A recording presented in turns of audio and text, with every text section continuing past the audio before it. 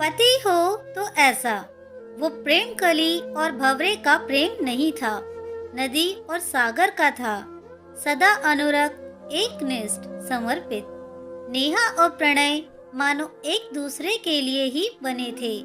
College में जन्मा प्रेम अब विवाह की दहलीज पर आ पहुंचा था। दोनों पक्ष धूमधाम से तैयारी में जुट गए। नेहा खुश तो थी, लेकिन एक दुख इस खुशी पर भारी था।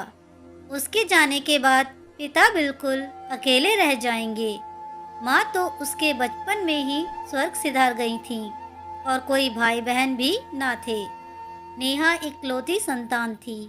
अपने पिता से छिप छिप कर नेहा रो लेती थी ताकि उन्हें उसका दुख ना दिखाई दे। आखिर शादी का दिन आ पहुंचा। बारात आ गई। स्वागत आदि रस्मों के बाद लग्न की घड़ी आ गई।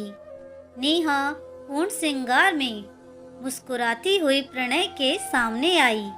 प्रणय ने एक भरपूर नजर उसे देखा और उसका हाथ थामकर बजाय विवाह वेदी पर बैठने के उसके पिता के समक्ष जा पहुंचा।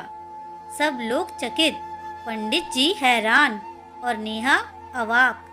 प्रणय ने नेहा के पिता को प्रणाम कर कहा, मुझे दहेज चाहिए, क्योंकि इस विषय पर अपनी बात ही नहीं हुई।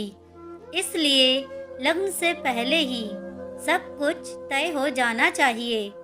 नेहा शर्म से जमीन में गड़ गई।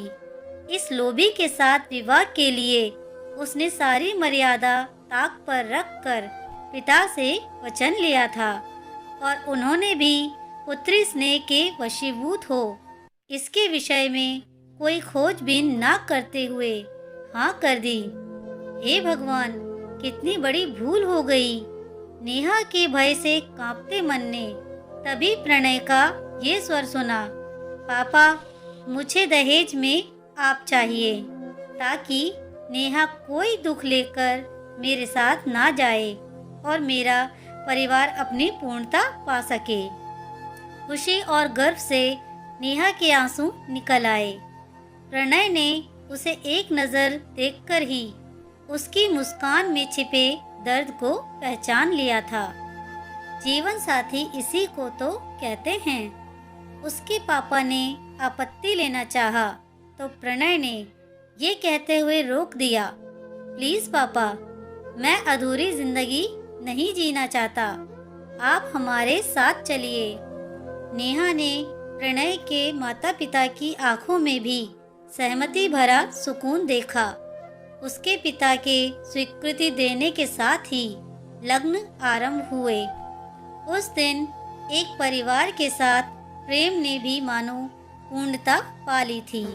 दोस्तों, आपको ये कहानी कैसी लगी मुझे कमेंट करके जरूर बताएं।